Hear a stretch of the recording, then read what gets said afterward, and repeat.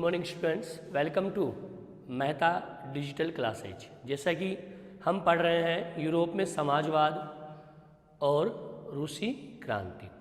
समाजवाद के तहत हमने कल के जो टॉपिक में पढ़ा था कि वहाँ की अर्थव्यवस्था और वहाँ का समाज।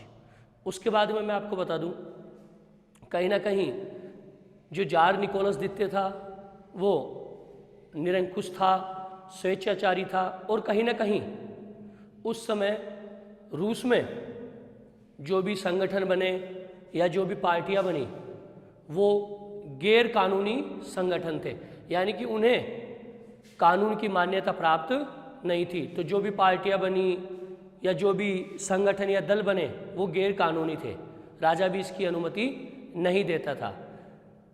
उसके बाद में 1914 तक जो भी पार्टियां थी या संगठन था वो गैर कानूनी थे, लेकिन फिर भी किसानों की, मजदूरों की, इनकी आवाज़ को उठाने के लिए बहुत से लोगों ने अपने विचार रखे और इन विचारों के तहत नए नए संगठन बनाना प्रारंभ कर दिया। उसमें सबसे अहम जो संगठन था वो था समाजवादियों का। जो मैंने आपको बताया कि समाजवाद का उदय हो चुका था। और समाजवाद क्या था कि जो समाज में आर्थिक रूप से फैली हुई जो असमानता है उसको दूर करना, यानी कि गरीबी का जो स्तर है, एक तरफ गरीबी है एक तरफ अमीरी है, तो ये जो बीच में डिफरेंस है इसको ख़त्म करके सभी लोगों के बीच में आर्थिक समानता स्थापित करना, यही चीज़ समाजवाद यानी पूंजीवाद का विरोध। और इसी के तहत पूंजीवादी विरोध में लोगों को जागरूक किया कार्ल मार्क्स ने। कार्ल मार्क्स खुद एक समाजवादी थे और इन्होंने अपने विचारों से समाजवादियों को प्रभावित किया। और उनका ये मानना भी था कि अगर समाजवाद को आगे बढ़ाना है या लेके जाना है तो इसमें किसानों की जो भूमिका है वो अहम है, यानी कि किसान अहम भूमिका में होंगे। तो उन्होंने अपने विचारों को आगे बढ़ाने के लिए या किसानों की बात मनवाने के लिए उन्होंने एक समाजवादियों की जो विचारधारा रखते थे लोग, उनका एक संगठन बनाया, RSDWP। ठीक है, RSDWP यानी कि रशियन, आर का मतलब क्या है, रशियन, एस का मतलब सोशल, रशियन सोशल, डी का मतलब डेमोक्रेटिक,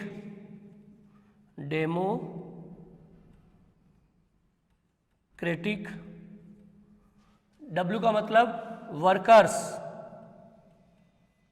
और पी का मतलब पार्टी। यानी कहने का मतलब कार्ल मार्क्स के जो कहीं ना कहीं समाजवादी जो इसके पक्षधर थे कार्ल मार्क्स के, आपको पता है कि पूंजीवाद का विरोध किया और उन्होंने एक किताब भी लिखी थी दास कैपिटल, उसमें कहीं ना कहीं पूंजीवाद का विरोध किया और समाजवाद को बताया।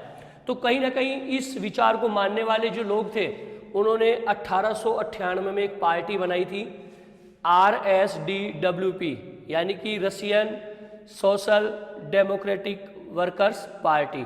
रशियन का मतलब रूस हो गया यहाँ पर, सोशल का मतलब सामाजिक, डेमोक्रेटिक लोकतांत्रिक, वर्कर्स कर्मचारी या मजदूर, पार्टी, यानी कहने का मतलब रूसी सामाजिक लोकतांत्रिक मजदूर पार्टी या श्रमिक पार्टी कह सकते हैं।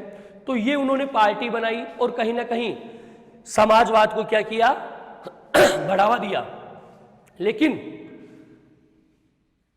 किसानों को इन्होंने जोड़ने का कार्य किया, किसानों की इन्होंने बात रखना प्रारंभ कर दिया और कहीं ना कहीं आगे चलकर एक और पार्टी बनी जो कहीं ना कहीं वहाँ के जो लोग थे, किसान थे, मजदूर थे, उनके हितों की बात कर रहे थे। 1900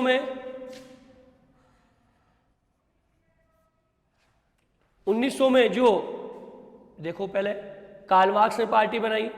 हालांकि जो पार्टी या संगठन बनाना था वो एक प्रकार से क्या था, गैर कानूनी, 1914 से पहले। तो जो कार्ल मार्क्स था उसके जो विचार मानने वाले जो समाजवादी थे उन्होंने पार्टी बना ली RSDWP, और कहीं ना कहीं इस पार्टी को किसानों की आवाज़ उठाने के लिए कार्य करने लग गए। 1900 में एक और पार्टी बनी, सोशलिस्ट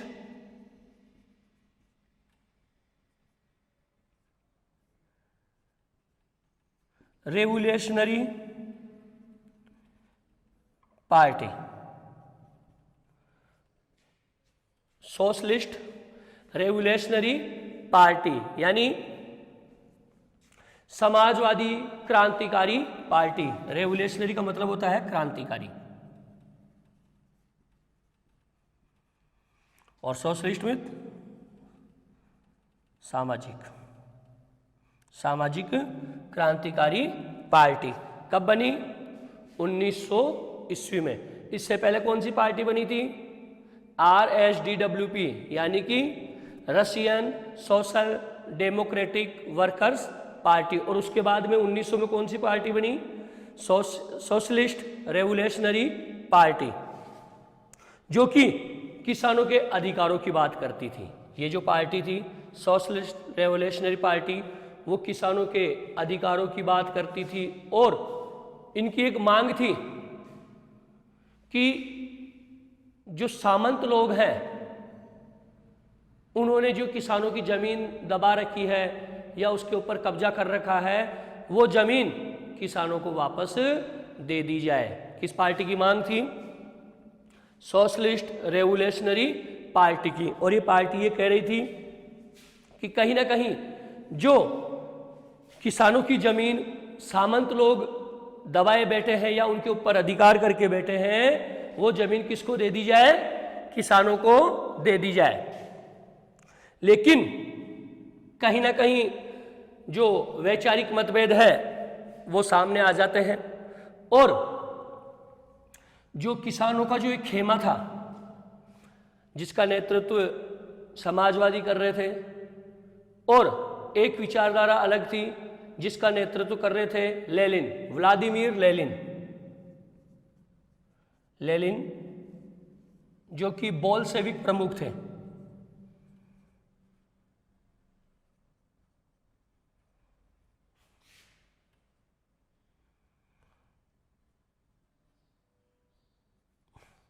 व्लादिमीर लेनिन यानी कहने का मतलब जो सोशलिस्ट रेवोल्यूशनरी पार्टी है वो किसानों के हित की बात कर रही है, किसानों के अधिकारों की बात कर रही है। लेकिन दूसरी तरफ जो व्लादिमीर लेनिन जो बोल्शेविक थे, इनका ये मत था, या फिर जो लेनिन थे वो सोशल रेवोल्यूशनरी पार्टी के विचारों से सहमत नहीं थे। यानी कि सोशल रेवोल्यूशनरी पार्टी किसानों के हित के लिए बात कर रही थी, उनके अधिकारों की बात कर रही थी, लेकिन दूसरी तरफ जो लेनिन थे वो उनके इस बात से सहमत नहीं थे, और उनका ये मानना था कि किसान एकजुट नहीं है, उनमें बहुत ज़्यादा अंतर है, और जब तक ये अंतर समाप्त नहीं होगा तब तक आप क्रांति को आगे नहीं बढ़ा सकते, ना ही समाजवाद को फैला सकते हो। इस अंतर को किसानों में भी दूर करना पड़ेगा।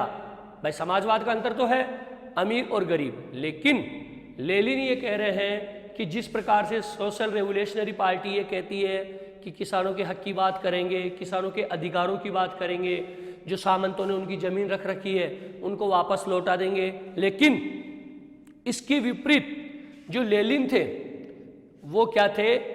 इसके इस पक्ष में नहीं थे या इनके विचारों से सहमत नहीं थे। क्यों? क्योंकि उनका मानना था कि जो किसान है उनमें खुद में भी क्या है? बहुत ज़्यादा अंतर है, एकजुटता नहीं है, अलग अलग बटे हुए हैं। एकजुटता नहीं है किसानों में, अलग अलग बटे हुए हैं, तो किस प्रकार से किसानों की लड़ाई लड़ेंगे? तो ये कहीं ना कहीं असहमत थे। और ये कहते थे कुछ किसान गरीब हैं, कुछ किसान अमीर हैं जिनके पास बहुत ज़मीन है, पैसा भी है, लेकिन उसी की कैटेगरी में जो कुछ किसान हैं वो क्या है? गरीब भी हैं, कुछ किसान मजदूर हैं। तो कहीं ना कहीं किसानों में क्या था? अंतर था। और इसीलिए वो इस चीज़ के समर्थक नहीं थे कि आप किसानों की बात कर रहे हैं, उनकी मांग रख रहे हैं, लेकिन किसानों में भी एकजुटता या आपसी जो सामंजस्य है वो नहीं है। इसीलिए उनके इस विचारों में क्या था? विभेद। ये जो विभेद है, इन्हीं विभेदों के कारण कहीं ना कहीं जो समाजवादी थे इस आंदोलन का हिस्सा नहीं बन पाए। एक विभेद था।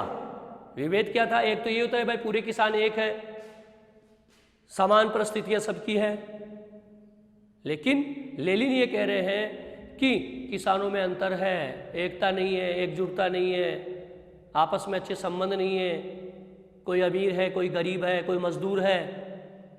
तो ये जो विभेद इनके बीच में हुआ, इसकी वजह से कहीं ना कहीं जो समाजवादी आंदोलन है उसके होने के ऊपर संकट पैदा हो गया, क्योंकि आपस में अगर एकता नहीं है तो कोई भी क्रांति सफल नहीं हो सकती। एक चीज मैं पहले बता चुका हूं कि जो चाहे फ्रांस की क्रांति हो, चाहे रूस की क्रांति हो, कहीं ना कहीं इसमें अगर अहम भूमिका किसी ने निभाई है तो वो निभाई है किसान या फिर मजदूर, किसान या मजदूर। तो कहीं ना कहीं अलग अलग विचारधाराएं होने की वजह से इनका एक मत नहीं हो पाया।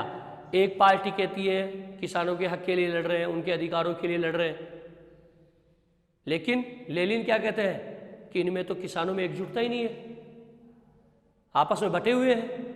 कोई किसान अमीर है, कोई किसान गरीब है, कोई मजदूरी कर रहा है। तो इस प्रकार का अलग अलग विभेद होने की वजह से कहीं ना कहीं जो समाजवादी आंदोलन था उसके ऊपर संकट पैदा हो गया। उसमें जो अहम नेतृत्व कर रहे थे बोल्शेविक, उनका मुखिया कौन था? Lenin, Vladimir Lenin. Vladimir Lenin जो किसके मुखिया थे? बोल्शेविक के। देखो यहाँ लिखा हुआ है व्लादिमीर लेनिन बोल्शेविक मुखिया, पार्टी अनुशासित हो। यानी इनका ये मानना था कि कोई भी संगठन या पार्टी अगर आप बना रहे हैं या उसका निर्माण कर रहे हैं तो वो संगठित होनी चाहिए, क्योंकि राजा निरंकुश था, राजतंत्र था, और राजा के खिलाफ अगर आपको आवाज उठानी है, अपनी बात रखनी है, तो उसके लिए आपको एकजुट रहना पड़ेगा, पार्टी को नियंत्रण में रखना पड़ेगा। ये दायित्व बनता है सभी का, अनुशासित होनी चाहिए। और दूसरा जो अलग मत वाले थे वो थे मनसेविक। एक तो हो गए बोल्शेविक और एक हो गए मनसेविक। एक बोल्शेविक जिसका नेतृत्व कौन कर रहे थे? Vladimir Lenin. और एक थे मनसेविक जो ये चाहते थे कि पार्टी में सभी की सदस्यता होनी चाहिए। इसके विपरीत लेनिन इस चीज का समर्थन नहीं करते थे। क्यों? क्योंकि उनकी नजर में क्या था? किसान बटे हुए थे, एकजुटता नहीं थी। ये बोल्शेविक चाहते थे। बोल्शेविक ये कहते थे कि पार्टी के ऊपर नियंत्रण होना चाहिए, अनुशासन होना चाहिए, तभी आप सफल हो जाओगे। दूसरी तरफ मनसेविक क्या कहते हैं कि पार्टी जो बन रही है या जो संगठन जो बन रहा है उसमें सभी की सदस्यता होनी चाहिए। तो इनमें भी कहीं ना कहीं आपस में क्या था? मतभेद था। तो ये चीज आज हमने देख ली है। रूस में समाजवाद के बारे में हमने देखा है अभी इस टॉपिक में कि रूस में समाजवाद किस तरह से था। पहले पार्टियां नहीं बन पाती थी, गैर कानूनी संगठन नहीं बन पाते थे, कानून का दर्जा प्राप्त नहीं था, छोटे मोटे संगठन बने हुए थे जो संगठन किसानों की, मजदूरों की आवाज़ उठा रहे थे, समाजवादी विचारधारा को मानने वाले संगठन बन गए। उसके बाद में अन्य कई छोटे बड़े संगठन आ गए, बोल्शेविक मत आ गया, मनसेविक मत आ गया, और कहीं ना कहीं इनका एक उद्देश्य था यूरोप में समाजवाद हो, लेकिन उसके लिए जरूरी है कि एकजुटता हो। एकजुटता, आपस में बटे होने से किसी भी चीज को प्राप्त नहीं किया जा सकता। ये इन लोगों का विचार था। तो कहीं ना कहीं इन्होंने पहले यूरोप में समाजवाद लाने के लिए या रूस में समाजवाद लाने के लिए किसानों और मजदूरों को एकजुट करने का कार्य किया। रूस में समाजवाद के बाद में जो अगला जो टॉपिक है वो है उथल फुथल का समय। यानी कि रूस में एक समय ऐसा आया जहाँ पर सब कुछ अस्त व्यस्त हो गया, उथल फुथल हो गया, जन आंदोलन होने लग गए, क्रांति का बिगुल बजा दिया गया। रूस में 2 क्रांति हुई थी, एक 1905 में और एक 1917 में। हम यहाँ बात कर रहे हैं 1905 की। मैं आपको बता दूं, रूस में राज शासन था, निरंकुश राजा का शासन था, और कहीं ना कहीं उसकी हठधर्मी था और उसकी मनमर्जी से बहुत से लोग, मजदूर किसान दुखी थे, नाराज थे। जो वस्तु की जो कीमतें थी उसमें वृद्धि हो चुकी थी, और कहीं ना कहीं चारों ओर से किसान हो या मजदूर हो, वो राजा का विरोध करने लग गए। कहने का मतलब 1904 का एक ऐसा समय आया जहां पर बहुत ज़्यादा हालत खराब हो गई।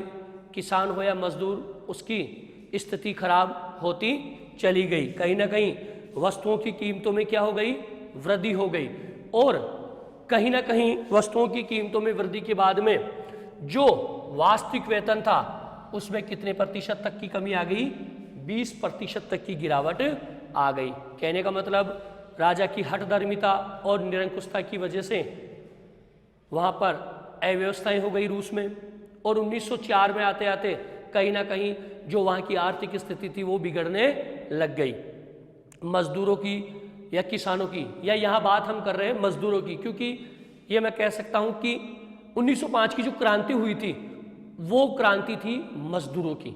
मजदूरों ने अपने अधिकारों की मांग की थी, महंगाई हो गई, और जो वास्तविक वेतन जो था उसमें भी कितने प्रतिशत तक की गिरावट आ गई, 20% तक की गिरावट आ गई। अब यहाँ पर एक चीज आती है, वास्तविक वेतन। ये है क्या चीज? वास्तविक वेतन है क्या चीज? ये इस बात का पैमाना है, यानी कि वास्तविक वेतन को आप समझ लीजिए कि वास्तविक वेतन इस बात का पैमाना है कि किसी भी व्यक्ति के वेतन से, यानी कोई भी व्यक्ति कमा रहा है, उस व्यक्ति के वेतन से वास्तव में कितनी चीजें खरीदी जा सकती हैं। वही चीज क्या है? वास्तविक वेतन। वास्तविक वेतन दोबारा से समझ लीजिए, वास्तविक वेतन इस बात का पैमाना है कि किसी व्यक्ति के वेतन से कितनी चीजें खरीदी जा सकती है। क्या कहलाता है? वास्तविक वेतन। तो महंगाई बढ़ गई, महंगाई बढ़ गई, मजदूरों की आर्थिक स्थिति खराब हो गई, उनका जो वास्तविक वेतन था उसमें 20% की क्या आ गई, गिरावट आ गई। अब गिरावट आ गई तो कहीं ना कहीं जो मजदूरों की आवाज उठाने के लिए संगठन बनने लग गए, जिसमें एक संगठन था असेंबली ऑफ रशियन वर्कर्स।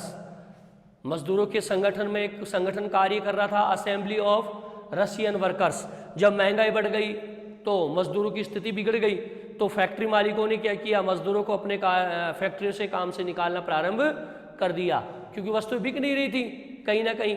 तो बहुत सी ऐसी फैक्ट्रियां थी जिन्होंने अपने मजदूरों को निकालना प्रारंभ कर दिया। ऐसे ही जो एक फैक्ट्री थी जिसमें से 4 मजदूरों को निकाल दिया गया, और उन 4 मजदूरों को निकालने के बाद में चारों तरफ इसका विरोध होने लग गया। एक तरफ महंगाई हो गई, वास्तविक वेतन में कटौती हो गई, और उसके बाद में नौकरी से और निकाल दिया। तो कहीं ना कहीं इसका विरोध होने लग गया, अलग अलग संगठन बनने लग गए, आवाज उठाने लग गए इस चीज के खिलाफ, और कहीं ना कहीं ये संगठन इतना फैल गया कि महिलाएं भी इसमें शामिल हो गई, विद्यार्थी भी इसमें शामिल हो गए। विद्यार्थियों ने विद्यालय में जाने से मना कर दिया। कहीं ना कहीं जो विश्वविद्यालय थे वहाँ के, वो विश्वविद्यालय क्या हो गए, बंद हो गए, और कहीं ना कहीं इस चीज का विरोध होने लग गया। जो उस समय के मध्यवर्ती जो कामगार थे, जो मध्य वर्ग से आते थे कामगार व्यक्ति, उन्होंने यूनियन ऑफ यूनियंस का गठन किया और अपनी मांगे मनवाने लग गए। उस समय सारे मजदूर रोड के ऊपर आ गए इस चीज का विरोध करने के लिए, महंगाई का, और जो मजदूरों को नौकरी से निकाल दिया था इसका विरोध करने के लिए अधिकतर मजदूर लगभग 1 लाख मजदूर रोड के ऊपर आ गए और आंदोलन करने लग गए। इस समय इन मजदूरों का जो नेतृत्व कर रहा था वो कौन कर रहा था? पादरी गैपान। यानी कि जो मजदूर आंदोलन कर रहे थे 1905 में, उसका नेतृत्व कौन कर रहा था? पादरी गैपान। और इन मजदूरों ने जो विंटर पैलेस था यानी जार का महल, जार के महल को क्या कहा जाता था? Winter palace. तो जार का जो महल था उसके सामने आकर आंदोलन करने लग गए, सड़कों के ऊपर आ गए और उग्र आंदोलन करने लग गए, जिसमें राजा के सैनिकों ने उन मजदूरों के ऊपर गोलियां चला दी। कहने का मतलब मजदूर एकत्रित हुए, लाखों की संख्या में एकत्रित हुए और राजा के महल के सामने जाकर आंदोलन करने लग गए। और जब आंदोलन करने लग गए तो राजा ने अपने सैनिकों को उस आंदोलन को कुचलने के लिए या उस आंदोलन का दमन करने के लिए उनके ऊपर गोलीबारी का आदेश दे दिया और सैनिकों ने गोलियां चलाना प्रारंभ कर दिया, जिसमें 100 के लगभग जो मजदूर थे वो मारे गए और 300 के लगभग घायल हो गए। इसका नेतृत्व पादरी गेपान कर रहे थे और कहीं ना कहीं मजदूरों की मांग मनवाने के लिए आंदोलन किया गया था, लेकिन राजा ने दमनतापूर्वक इस आंदोलन को कुचलने का प्रयास किया। अपने सैनिकों को गोलियां चलाने का आदेश दे दिया। लाखों की संख्या में भीड़ थी, 100 मजदूर लगभग मारे गए और 300 मजदूर घायल हो गए। इसे खूनी रविवार की घटना के नाम से भी जानते हैं। यहाँ पर जो क्वेश्चन बन रहा है वो यही है कि खूनी रविवार की घटना क्या है। तो आप ये कहेंगे कि आर्थिक विषमता की वजह से या शोषण की वजह से मजदूरों को काम से निकाल दिया, उसकी वजह से रूस के जो मजदूर थे वो राजा के महल के सामने एकत्रित होकर आंदोलन या हड़ताल करने लग गए थे पादरी गेपान के नेतृत्व में। लेकिन उसी समय राजा ने अपने सैनिकों को आंदोलनकारी जो मजदूर थे उनके ऊपर गोली चलाने का आदेश दे दिया और गोलियां चलने से लगभग 100 मजदूर मर गए और 300 मजदूर घायल हो गए, जिसे किस घटना का नाम दिया गया है? खूनी रविवार। और ये घटना घटित हुई थी 22 जनवरी 1905 और इस घटना को क्या नाम दिया गया? खूनी रविवार। ठीक है, यानी कहने का मतलब इंपॉर्टेंट चीज है कि खूनी रविवार की घटना कब घटित हुई? 22 जनवरी 1905। पहली जो क्रांति हुई वो मजदूरों के नेतृत्व में हुई 1905 में। उनका शोषण हो रहा था, वास्तविक वेतन में कटौती हो गई, लाखों की संख्या में मजदूर इकट्ठे हो गए, लगभग 1,10,000 के लगभग मजदूर इकट्ठे हो गए। उन्होंने पादरी गेपान के नेतृत्व में आंदोलन किया, राजा के महल के सामने खड़े हो गए, राजा ने गोलियां चलवा दी, 100 व्यक्ति मारे गए, 300 घायल हो गए और इस घटना को नाम दिया गया खूनी रविवार की घटना। और ये कब घटित हुई? 22 जनवरी 1905। तो आज का ये टॉपिक यहीं समाप्त होता है।